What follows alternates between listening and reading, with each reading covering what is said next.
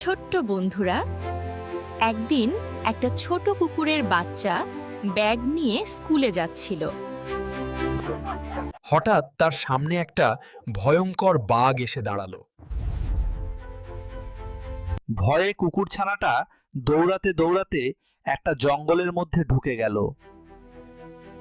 দেখতে দেখতে রাত হয়ে গেল, চারদিকে অন্ধকার, আর কুকুরছানাটা খুব ভয় পেয়ে গেল।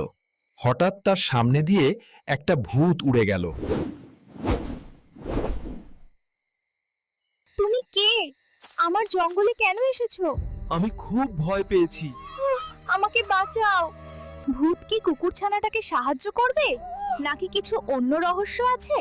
জানতে চাইলে ছোট্ট বন্ধুরা, In the comments, write part 2 and subscribe to the channel. ভূতটা কি কুকুরছানাটাকে মেরে ফেলবে?